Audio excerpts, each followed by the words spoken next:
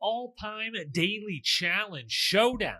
Plus, Team Young Buck trio makes an appearance. Rachel continues to dominate. Johnny says sorry. Karl and Dave are besties now. And Cory gets the dream elimination, leaving poor Josh absolutely no shot. It's the Challenge Battle of the Eras episode 14 recap coming up right now.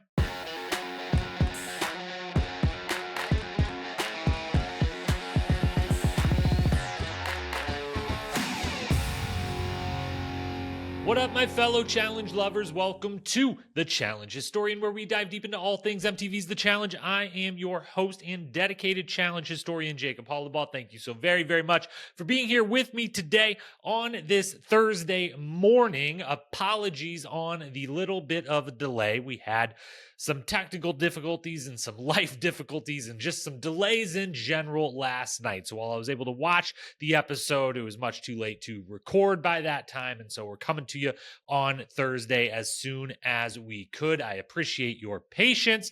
And we will just, because of that patience, you're here. I appreciate it. I thank you. I love you. We'll get to it as quickly as we can. The only programming reminder are the November non-eras content I have been promising are also possibly delayed. So hopefully that's looking more like December. Hopefully, kind of a bunch of long holiday season presents, if you will, and some more things that are going to keep us running during the expected upcoming off season between this and when I assume they're not going to give us All-Stars 5 immediately after this season airs. So that stuff is still coming just a little bit later than anticipated as well. And the agenda for this evening is slightly different than normal just because there's one addition. There has been a lot of things happening off the screen, online, still very digital oriented here, but a lot of stuff's been going down between a couple different groups, a couple different individuals having some beef playing out online, and it's worth discussing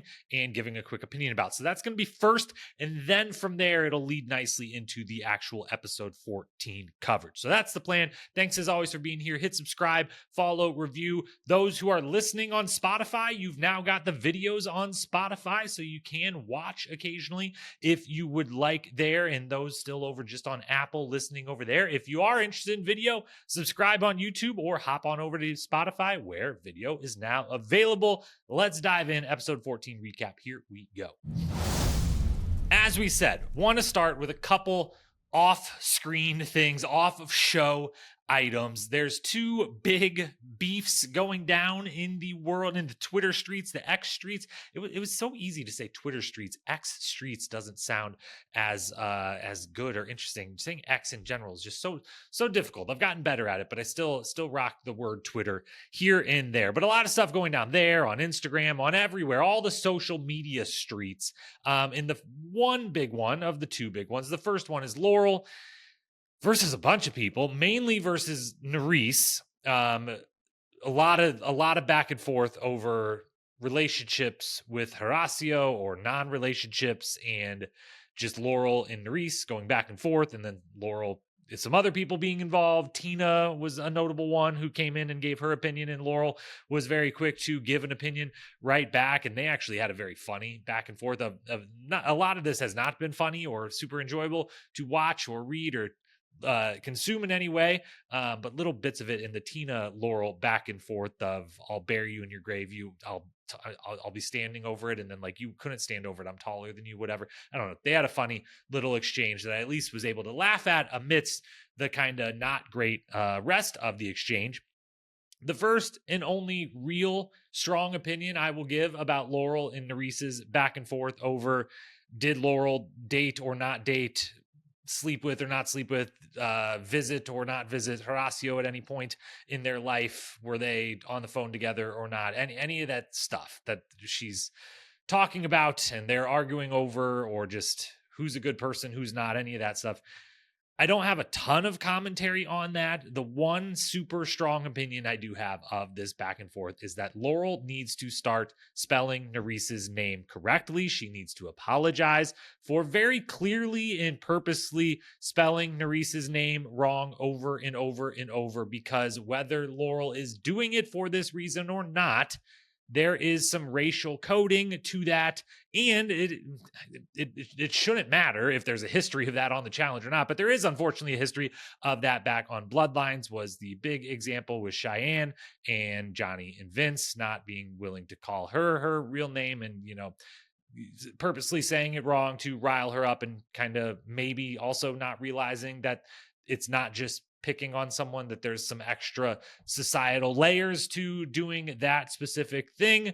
And so I don't know. I doubt Laurel is doing anything for that reason, but it does seem like you would have figured out how to spell Nerese's name by now, and you could edit those tweets. You could apologize for that little portion of it. You could just start spelling her name correctly. It's different when it's like, hey, Michelle on this season, my absolute favorite. I adore Michelle. She's my favorite female challenger right now going. She spells her name Michelle with one L instead of two, which is much more common spelling of Michelle, I think. I guess I don't even actually technically know that. In my life, it is a much more common one. Enough so that my phone autocorrects to it. So I've actually had to correct Michelle's name in my notes, in my outlines for podcasts, in episode show notes many, many times before, because I either forget to spell with one L versus two, or more often than not, it keeps autocorrecting. And I had to tell my autocorrect, like, no, I mean it. This is the way I spell it right now, because this is the only Michelle I'm ever typing out in anywhere right now. And so that's a little different. That's just like a letter off, and is an obvious, makes sense mistake. The misspelling of Nerese's name and how poor of an attempt it is. So stop doing that, Laurel. The only other thing I'll say, again, because they each get to speak their mind. They all get to speak their mind. They're all their own people. This stuff goes down. It is what it is in reality television and life in general. I want the best for Laurel. I think this continues a run of not looking great in the arguments she's picking, in the lengths she is going to in the arguments, in the quantity of said arguments back. It's not just like sharing the opinion, but it's just over and over and over, and it kind of seems never ending. And this is the third or fourth situation like this in a row over the last couple seasons of the show and outside of the show. And it seems to me, I have no bona fides to dissect this in any way, but I have a microphone and I'm talking into it right now. So it is what it is. It seems like she's maybe not in the great headspace that she keeps saying she's in the best headspace. And it feels like maybe that is not true. And I want the best for her. And I'm not, I haven't agreed certainly with plenty things that she said or done. I thought some things have been very ugly and nasty at different points. We have documented them on this show, but I am not someone who now wants bad things for Laurel, or doesn't want to see this person who I have watched and enjoyed and been entertained by on my screen for so many years to not get to a better place, get to a more comfortable place where we can maybe move past some of these things or some of these patterns and habits that seem to continually crop up. Moving on, Rachel and Bananas versus Devin is the other big thing. Devin has been very active online since his elimination from the show in support of his girlfriend, Michelle, who is still on the show. And I think he had something to the effect of, like, before last week's or 2 weeks ago's episode, like, people better play nice or I'm going to start really talking. And I think it was an allusion to, like, Michelle's about to, I know she's going to be in some arguments with Bananas in the next few episodes. I want to make sure people know I'm ready to snap back if anyone wants to chime in too heavily on anything or too negatively towards her. And so back and forth has ensued. Bananas and Devin, who lives in whose head rent free, we'll never know. Rachel has been a part of it for defending Bananas, and Devin asking her, is she for female empowerment or not? And that back and forth has been kind of a mess, and no one really winning. No one really looking awful or anything. No one looking super wrong or anything. It just kind of seems like a sparring match where no one's really getting hit, so therefore no one's really taking any hits either. I think these are all pros who know what they're doing, especially Bananas and Devin. I think Rachel may be a bit more genuine in like actually reacting and just speaking her mind in the moment to what she is seeing being said by Devin, or what she's seeing in the episodes, watching back and being like, I maybe didn't see that in real time when I was there, et cetera, et cetera. I think she is both a pro at this and but is also combined being a little more genuine, a little more actual reactions, honest takes in the moment thoughts, versus Bananas and Devin.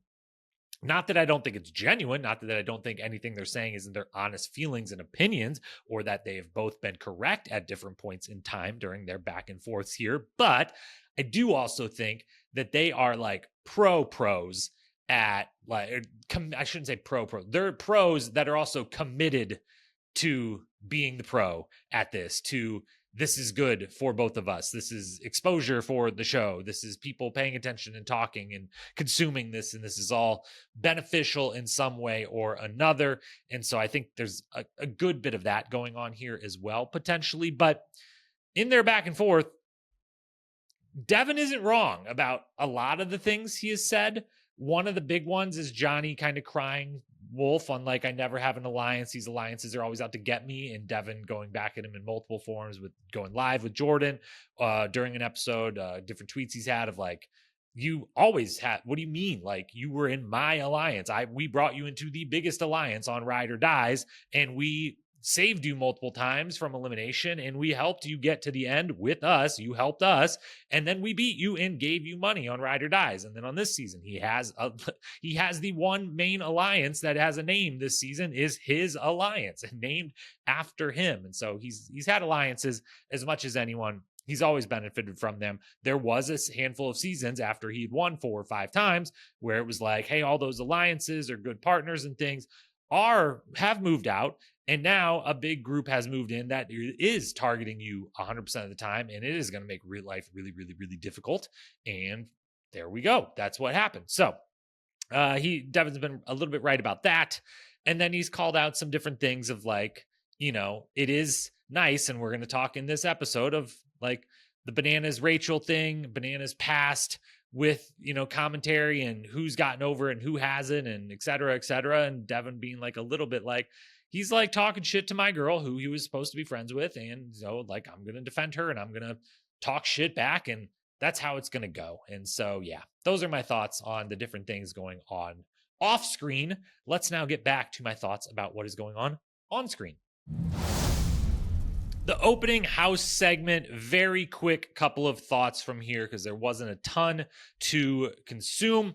The open is a scene from the past, as it has been every episode. And this one is Hunter from Dirty 30, right at the end where I believe he is purged or is losing I forget exactly when he's hanging up there, if it was a purge situation or if it was the last redemption or what exactly that moment was. But him essentially saying, I keep coming up short. I've done all this stuff.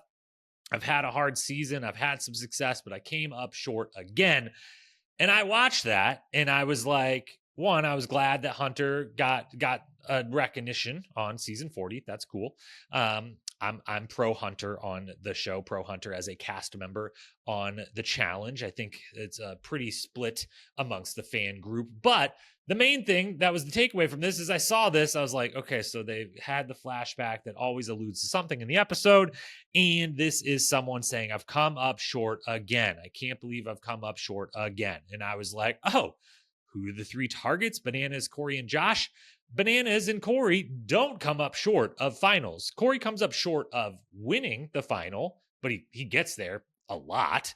Josh comes up short of the final every single time, and he gets closer and closer and closer each time, but still never, ever, ever gets past that last round or two and actually into a final. So I was just like, okay, so Josh is going home.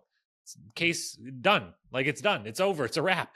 End of the episode. Fast forward to the end of the episode. Tell me if anything interesting enough happened that I got to go back and watch. But I felt like that was a little too heavy-handed. Maybe it was just a good guess on my part, and maybe it wasn't. I don't know. You tell me.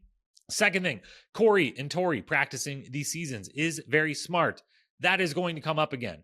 If they do a final and they don't all, as individuals, have to put all 40 seasons in order again, I am going to be livid. I know they've had it a couple of times already this season, and I appreciate it. It needs to be in the final as well. Maybe not individual. Maybe it's while they're in a partners or something. I don't know. But it's very smart on Cory to be like, we're probably going to have to know this again. I bet they're going to ask us one more time. And so good on him. And then finally, Rachel continues to befriend and align herself with everyone. I know there's only, by the end of the episode, 11 people left, but she has been doing this week in, week out. We see another one-on-one conversation of her being like, you know what? We aren't fully in alignment, and I'm not telling you we are or anything, but just letting you know, like, I'm good with you. You're good with me. And I've appreciated playing the game with you, and I want to be friends, and just doing an amazing job of not having too many deals, not brokering all these deals or anything, but having relationships with everyone in the house. And very specifically, how she's able to do every time we've seen this, it's like the 4th episode in a row where we've seen a different one-on-one conversation where she solidifies that relationship. And you can tell she is spending time individually with every person in there so that it actually builds a genuine relationship and friendship. So even when it's like, we all know where I stand, we all know who my number 1 and 2 are, and we're not breaking any of that, but if, there's still a chance that it could end up in a situation where it would be a good thing to be friends with you. And also it would just be nice to be friends with you because we're all here and we should all be friends anyway. So masterclass from Rachel continues yet again. Then we've got the daily challenge, which was amazing. It was so fun. We saw it in the next week on. We knew it was coming and it delivered. Absolutely delivered. It was a 12 out of 10. I love the design. I love everything about it. These challenges are great. These style of challenges are great.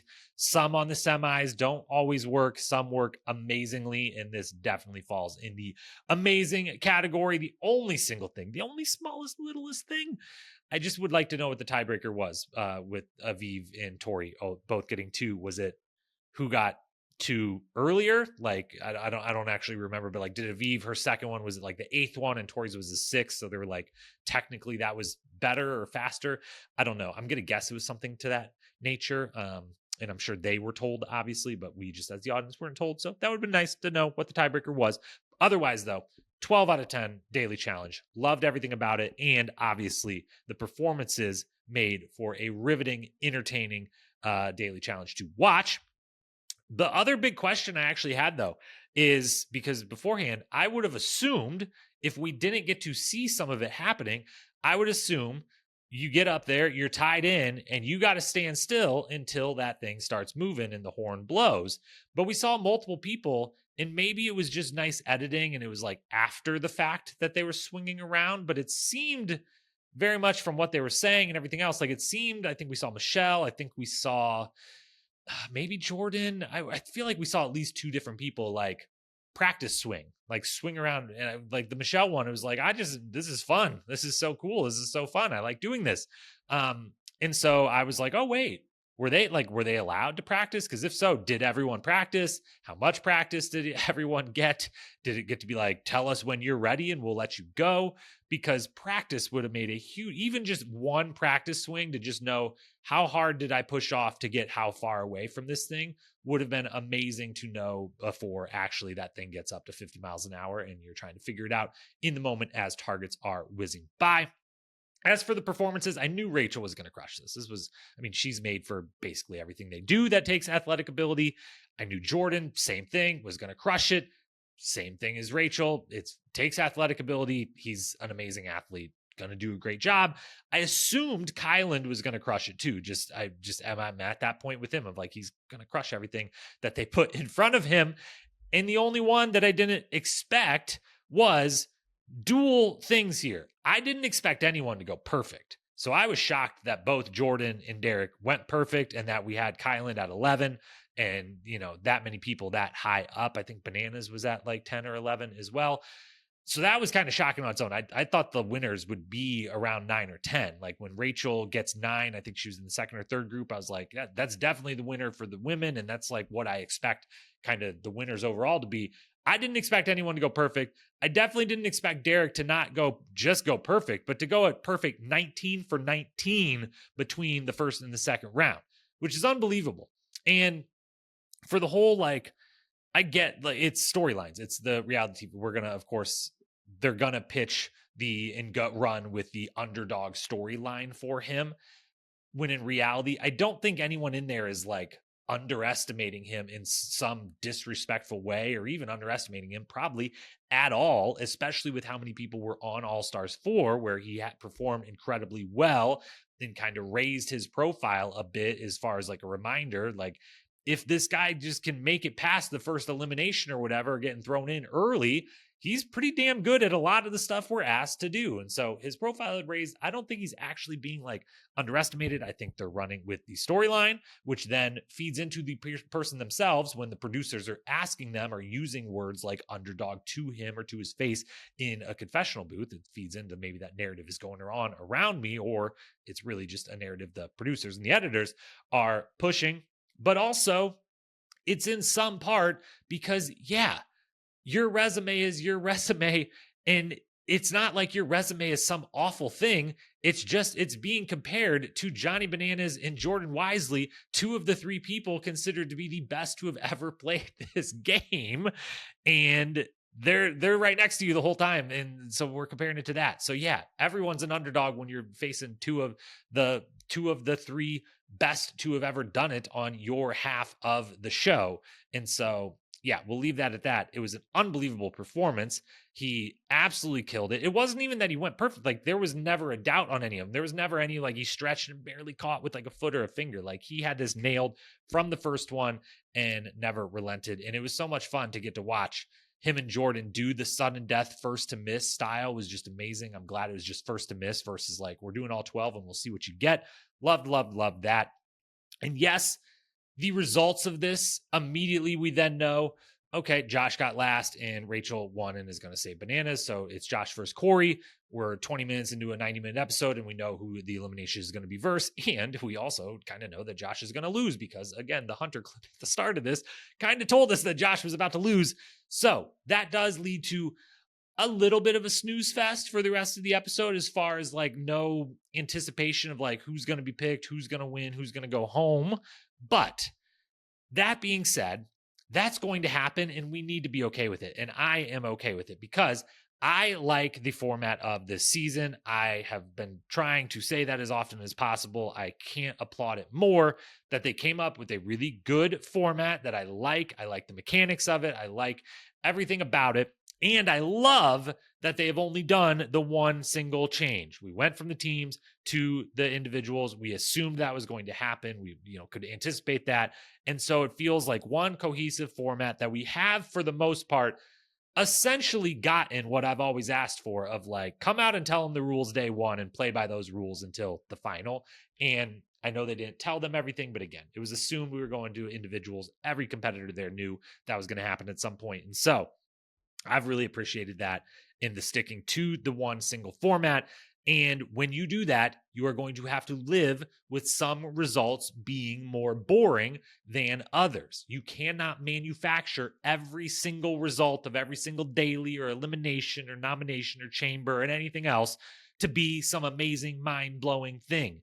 It's an issue that both the challenge, shows like Survivor, especially, it's like the only big flaw I feel like in the world of Survivor is that like every episode has to be amazing. It's like some stock that like is like it has to go up every single day forever and never end. And it's like, that's just truly not possible. Every vote doesn't have to be a blindside. Every person eliminated doesn't have to be some rivalry meeting in the sand and some perfect thing. Every chamber isn't going to be some hotly contested, tense, big argument or whatever. There's going to be some that are boring. And if you try to manufacture your way into any of them not being that, you're going to end up with a lot more boring than the good in reality. And so I love that they've stuck to this, and it's okay when it does result in 20 minutes in, I kind of think I know what's about to happen the rest of the episode. Let's talk about the house and club and chamber, I guess, segment. We start with the LGBTQ montage. It was great. It was deserved. Great celebration to do as a part of the 40th season. Celebrate that this show has, in many respects, been ahead of the curve or an ally to that community. And so represent those folks, make sure they, we get to see a bunch of them. It's yet another way to get a bunch more faces on our screen, such as like a Dan Renzi, who I was just thrilled to be like, okay, we got Dan Renzi on.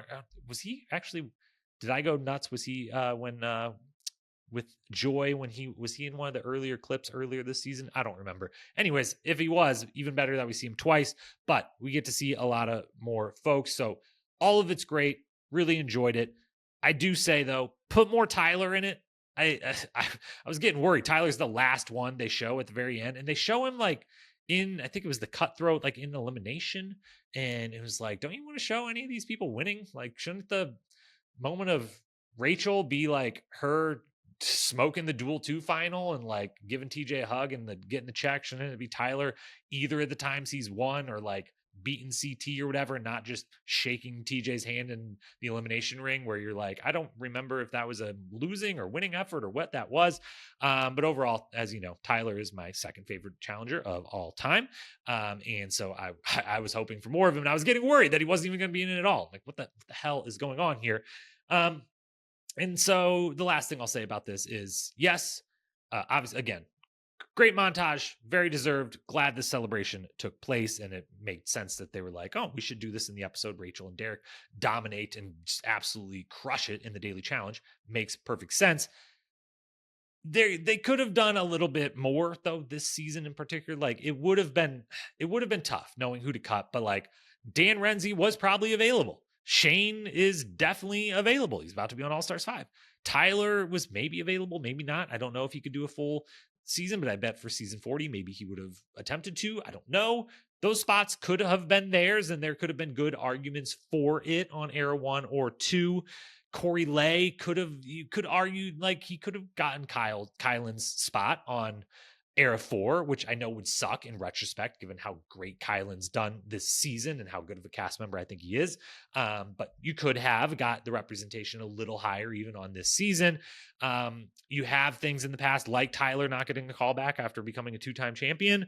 Marlon never getting a callback, being a one and done cast member that always wanted to come back and was always open to it and couldn't. So, you know, the track record isn't like as great as it could be. And they didn't say that it was, but you know, it is still good. And again, it has been ahead of the curve many times, and especially the early days. I'm glad they Rachel was the narrator of this to some degree and focused on like the early days. Like it was really cool. They let us wear the shirts we were wearing, have the statements we were making, all of that, giving us a spotlight, putting us on television in the first place. So I'm glad that was kind of like the basis of all of this. It made it feel really good and genuine, and overall great moment. Moving on though, speaking of Rachel, a lot more Rachel to get to. Her and Bananas, we referenced off the show, obviously in the beef with Devin on the show, still rocking solid as each other's number one and riding that alliance to a finals berth, an all but expected finals berth at this point in time. They have at the club, the moment of, true, like, I can't believe we're friends. Johnny, I don't think he says the word sorry about the island, but referencing like, we've done this one. First off, they reference we've done one season together and then never around each other again. And it's like, you guys were on, Johnny, I know you've done a lot of seasons, but Rachel, you haven't done like too many to not remember that you and Johnny were on X's together. It's pretty memorable when you were there, the whole thing. But I digress. He says, he references, as he has many times on his show, the darkest period of his challenge time and maybe even of his life was the island, and is not proud of his actions there. And I was pretty impressed that he references the island in the show. And knowing that like they're going to put that on there, they're going to put a clip in there. They were pretty kind with like which clip they picked, but they picked one where it would be Bananas and Rachel interacting versus just Bananas saying "you stupid bee" to one of the women 1,000 times on that season. But yeah, I still can't believe I'm watching it. It just is mind blowing that these two are not just it's not mind-blowing they would be working together because it just makes such perfect sense in the game. But it is mind-blowing that they're like this tight and hanging out this much and celebrating, and that it's this certain and lockstep. Like Rachel won, I'm good because we're besties right now. And like everything about it is just, I'll leave it at, I don't believe it. And it's mind-blowing and it is what it is. But I did love Rachel's, I treat him like a child, and he does the dumb stuff or throws his tantrums. We ignore that. We don't want to validate that in any way. When he says something really sweet, we validate that. It was not getting that quote exactly right. I won't get it right later when it is nominated for quote of the week, but loved that reference from her and how she goes about this newfound friendship with Bananas. And then finally, we have something that seems a little controversial out there in the world of the challenge fandom. I did have time to kind of check in a bunch of the different social reactions because of filming this on Thursday. And Cory called Nelson, and we get Nelly T on season 40.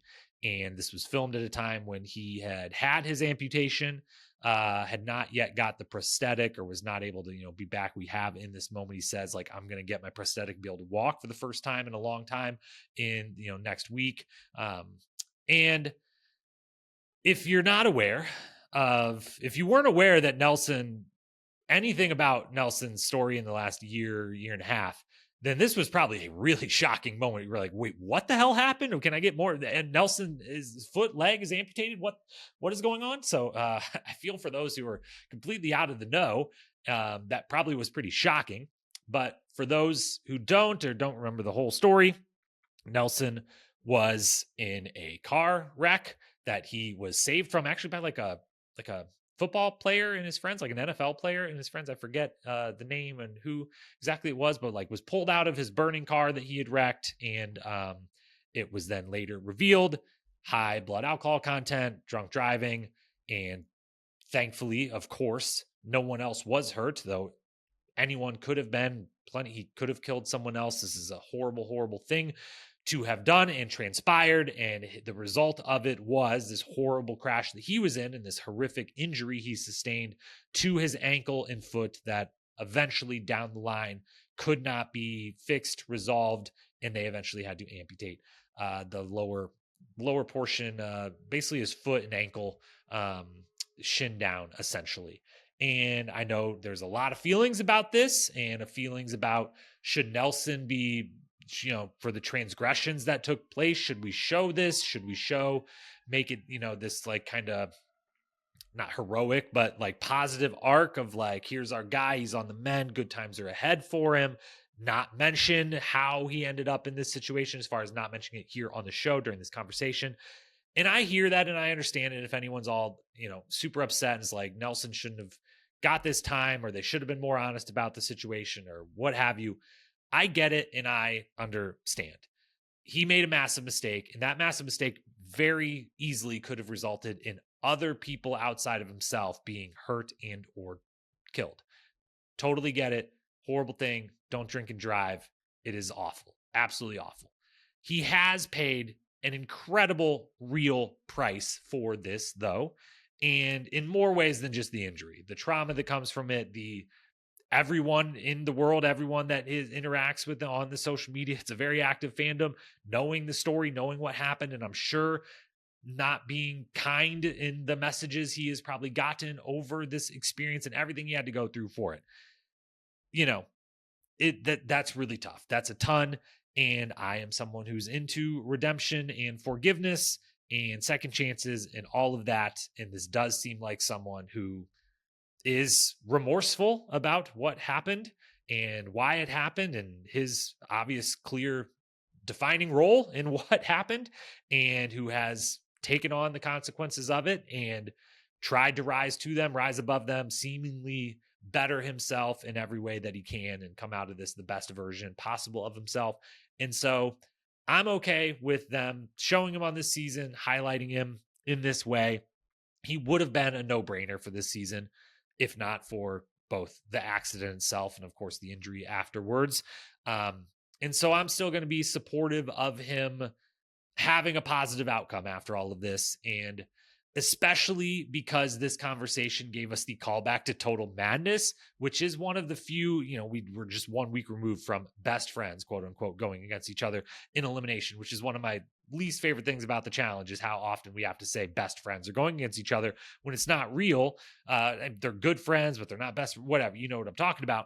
But we get the callback here to like maybe the actual truest best friend moment in challenge history of Nelson openly throwing himself in instead of Cory to go against Rogan in a hall brawl and get absolutely demolished and beaten in one of the most physically vicious hall brawls we've ever seen, that was a real best friend moment. I got emotional remembering that and just about these two's relationship. And you could tell Cory definitely, I think Nelson too, but you could definitely tell Cory like kind of knows, like he knows, hey, not everyone's going to be happy seeing this guy. Not everyone is like forgiving or, believing any remorse or anything else. And so, yeah, I get it why it's polarizing. I get if you were like, that scene wasn't for me. It was for me though. I enjoyed it. I got a little emotional during it, and shout out to Nelly T. I am glad that we got to see Nelly T on season 40. Now, finally to the arena. This game is so perfect, so great. I love it. I don't know what the boxing gloves are for. I guess just in case someone wants to take a swing, you can. I don't know. We never get to find out how legal or not legal taking swings at each other is in this, but I love this game so much. I just think everything about it is really well designed, really, really great. The only problem with it is that you can get such a mismatch that it becomes really boring. You're hoping for the great matchup that's going to be pretty equal, and you're going to get a really, really amazing elimination. And we got the former, not the latter. This is an awful matchup, so we don't get to see how fun this elimination could be with a really good matchup. But I still enjoyed watching it be played, and I enjoyed Cory getting to show out in the way he did. One quick thing to mention that isn't shown on the show, but Josh revealed off of the show, he injured himself very badly in the second daily challenge of the season, bad enough to get 16 stitches in or around his knee from a big, big cut that he sustained. And then he did the rest of the season, just kept, wrapping it and putting bandages on it. It reopened multiple times on the season. And he just kept patching up and going through. So he was not operating at his best when it comes to running. It would not have mattered in this particular elimination, but it might have mattered in this daily challenge and other daily challenges, et cetera. But just want to point that out that did happen. And he spoke about that now that he's able to after he's eliminated, but he stood no chance here. Not because the falling on the hay bale on the first run, not great. Definitely not great. I'm not saying he was well suited for this particular challenge, but Cory maybe is the best challenger ever for this specific elimination. He might be the number one draft pick. If you're taking any challenger ever in their prime, who would you want pick to win this elimination? If they did a tournament, everyone has to go against everyone. Who would you pick? I might legitimately, Cory is probably my pick. He's probably number one. He is extremely fast. We have seen that multiple times. Most notably, I believe it was Double Agents when he beat Darrell in the reverse tug of war type game, but it didn't even become tug of war because Cory was just so much faster getting to the point of pulling on each other that he just won outright multiple rounds in a row versus Darrell. He's very, very fast, and he has the football background. And it's not just the football background. He was a running back. And so if he ever would have had to avoid a hit or get through a hit from Josh here, he would have been very adept at that. He has the intelligence and the angles of, if you watch it back, he runs down the outside of the lane and then curls in so that if Josh is there to hit him, he's not getting knocked off so easily out of bounds the way he was able to do to Josh. He just has all the tools. He's low, strong, and fast, and he's got a football background. He's comfortable. He loves doing this. He's run a 40 before, so he kind of knows how to do a sprint as well. He's as good as it gets. Maybe I would pick my guy Fessel, who also is very, very fast, especially for his height and has the football background and everything else. That would be a matchup I would love to see in this, Cory versus Fessel. Jordan and CT, of course, because they're freak athletes, and they're both CT in his prime was very, very speedy. And obviously it would be comfortable with shoulder pads on, and Jordan is very, very fast and would be comfortable hitting people and has a football background too a little bit. But I still think Cory is the best you could ever ask for. So they gave him literally this is made for you, Cory. And he proved that may be the exact case, because Josh never had a shot, whether he tripped on the hay bale or not. So that's a bummer for him. Cory continues to add to, he mentions in this episode, some people call him the best that's never won. That's true. That's just flat true. There's no real debate that I really need to have as far as how many finals he's made. the elimination record that is becoming like the all-time elimination record potentially ever if he is on another season or two, or is able to rack up 2 or 3 more wins and like really get up there. I think it's 11-2 right now, 11-3, something like that. He's got second place 3 times. Like, yeah, he's the best that's never won. I know he's just not good at puzzles, but you know what? Most of the people who have never won are not good at something. So I think that's true. He continues to add to that resume. Josh continues to move down the all-time worst elimination record list. Not a place you want to be, but it just sucks that he has done this incredible job turning himself into a completely different competitor physically. And then this is how, he has to go out in an elimination where it's like, oh my gosh, Josh got smoked in an elimination again. It's like, well, it was the worst matchup you could have ever asked for. So like that sucks for him. And as just to get this little extra in there, Josh is a favorite of production. Okay. And people complain maybe about that from time to time, but I always like to point out when someone who is production, one of their favorites, doesn't get an elimination that is tailor-made for them. And we all like to point out when you think things are rigged because someone gets something exactly for them, but here's a producer's favorite getting quite the opposite. This is the best case scenario for his competitor and the worst case scenario for him. Final thing though, the stars. I get Josh giving out Rachel, who is it? Rachel, Tori, and Johnny. He says, those are my real allies in this game. I'm giving them 5 and I want this to have an impact. So I'm going to give everyone else 1s to give them that leg up. I get it.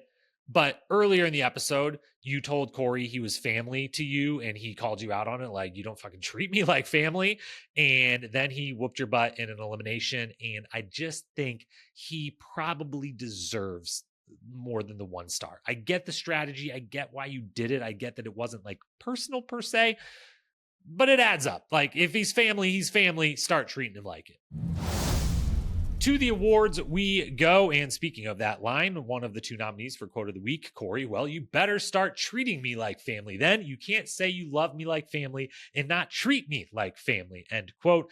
I really enjoyed that back and forth between those 2 and Cory standing on business. And then the other one I referenced earlier, I don't have the exact quote, but Rachel saying she treats Johnny like raising a child, ignore the outburst, compliment the sweet things. That was the quote of the episode for me. Best moment, Derek and Jordan's sudden death, they was just fantastic. So much fun to watch. Kara and Tori being Karl and Dave and realizing they're the same person and should be best friends. I love that. I felt like that, the seeds of that were planted back on Dirty 30, and it never made sense that those 2 didn't realize how similar they were, and now they are, and it's lovely.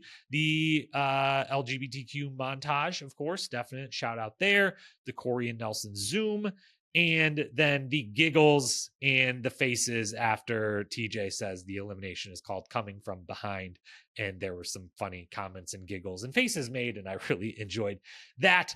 But I'm going to go with Derek versus Jordan, the sudden death. We don't get a daily challenge, like that type of daily challenge moment that often, where it's like, whoa, like, one, they get to do something again, which is all, I bet Derek and Jordan, especially Jordan, he loves doing these things so much, was thrilled that Derek tied him for the simple fact of like, we get to do it again. Hell yeah. Like, we never get to do anything a second time. This is amazing. But we also never get to like watch a thrilling sudden death like that of a cool daily challenge that's fun to watch and exciting and everything else. So that's the best moment. Episode MVP, Rachel, Josh, and Derek get votes, but I've got to give it to the one and only Cory Wharton. Targets and predictions. So Jenny, Michelle, and Aviv are made the targets, which all made perfect sense to me from Cory's POV. Obviously, I think if Rachel could have been one, she might have been, but obviously she couldn't have been.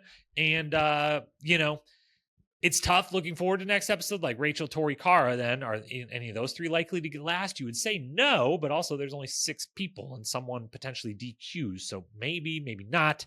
But the fact that Aviv is a target, it has the bad foot and a disadvantage going into the next daily. I'm thinking we might end up in another 2 targets versus each other scenario here next episode. We shall see. Power rankings, no changes again. Nailed it again. Josh was at the bottom of my men's side and he is gone. I've basically, everyone who's left in the individual round, I have essentially had at the bottom or second to last on my power rankings. So in that way, I am nailing certain predictions. My actual predictions, I am not nailing at all. But to recap the power rankings, Jordan, Kylan, Bananas, Cory, Derek. I know Derek did amazing this episode. I believe all 5 of these men could win the final, but there's just no not putting Jordan, Bananas, and Kylan now in that kind of top 3, a slight above Cory and Derek. As far as I know, we haven't seen Kylan win it before, but maybe it's just unfair. And now, assuming these 5 are all going to the final, it should just be Jordan, Bananas in their own tier, and then maybe Kylan, Cory, and Derek after. I don't know, but Jordan's at the top. They all have a shot to win for sure. Women's side, Rachel, Tori, Jenny, Kara, Michelle, Aviv. That didn't change at all either. And I think Michelle or Aviv could win, certainly, but I do think there is a clear and understood and deservedly so gap between Rachel, Tori, Jenny, and Kara and Michelle and Aviv as far as their odds to win a final, given the track record, given what we've seen and know their capabilities to be. Predictions for next episode. Again, got everything wrong. I didn't just get everything wrong last week. I got opposites essentially of what could have been. So yeah, we'll see if we can do anything better. I alluded to it before, but I think Aviv's going to lose the challenge and be straight into elimination. Just it looks like they're going to have to crawl through some tunnels, do some running, do some puzzles. She's got a bad foot and is disadvantage of some kind, which have for the most part been pretty significant each daily challenge. So I think she takes the loss. I think Tori and Jordan are going to get the win on that daily.